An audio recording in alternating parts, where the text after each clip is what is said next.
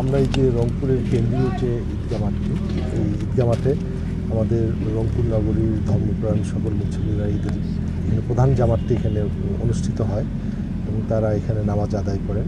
তো আমরা রংপুর সিটি কর্পোরেশনের পক্ষ থেকে যেসব মুসল্লি এখানে ঈদের নামাজ আদায় করতে আসবেন তাদের জন্য যা যা সুযোগ সুবিধাগুলো থাকা দরকার বা তারা যেন একটি সুন্দর পরিবেশে তারা এই পবিত্র ঈদুল ফিতরের নামাজটি আদায় করতে পারে, তার জন্য যে যে পদক্ষেপগুলো নেওয়া দরকার আমরা সকল পদক্ষেপগুলো ইতিমধ্যে প্রায় 80% সম্পূর্ণ করেছি। বাকি হয়তো 20% বাকি আছে, সেগুলো আমরা এখন দেখছি। দেখে আমরা আশা করছি যে খুব অল্প সময়ের মধ্যেই এই মাঠটা নামাজ পড়ার উপযোগী হয়ে তৈরি হয়ে যাবে।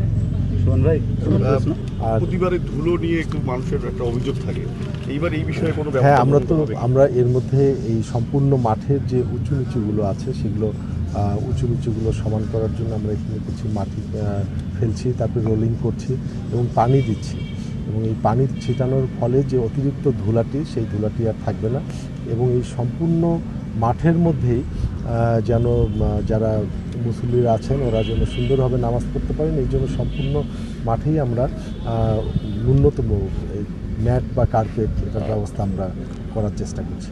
ভাই, একটা বিষয় বলবেন যে এবছর ঈদে ঝড় হওয়ার সম্ভাবনা রয়েছে, বৃষ্টি হওয়ার সম্ভাবনা রয়েছে, সে বিষয়ে সিটি কর্পোরেশনের কোনো উদ্যোগ আছে কিনা? হ্যাঁ, আমরা ওই উপরে ত্রিপাল দিব, কিন্তু আসলে প্রাকৃতিক দুর্যোগ তো ঝড়ের পরিমাণ, বাতাসের গতি এগুলো যদি খুব বেশি হয় তো সেক্ষেত্রে আমরা যে প্রোটেকশনটি নিব আমরা সর্বোচ্চ ত্রিপাল দিব, সামিয়ানা দিব।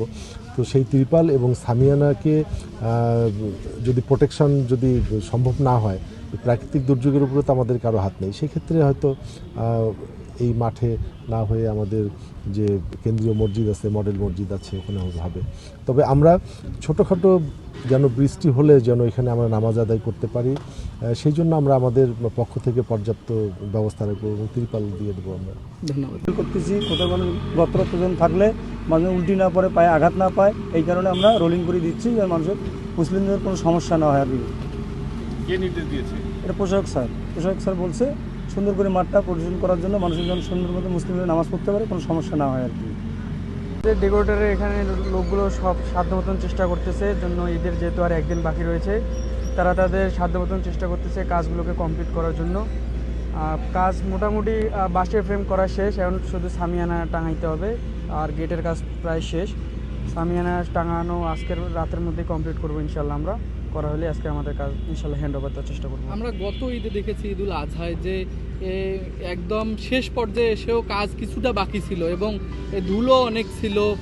এবার আপনারা এইসব বিষয়ে কি পরিকল্পনা? জি, এবার আমরা একটু উন্নতি করার চেষ্টা করছি। ধুলোগুলোকে সিটি কর্পোরেশনের জানানো হয়েছে, তারা তাদের লোক দিয়ে ধুলো বা এগুলো যা আছে তারা সারানোর চেষ্টা করতেছে এবং আমরা গতবারের ন্যায় এবার আরও ভালো করার চেষ্টা করতেছি জন্য কাজ কোনো রকম বাকি না থাকে, বাকিটা আল্লাহর উপর। কত সময়ের মধ্যে কাজ শেষ হবে প্রত্যাশা করছেন?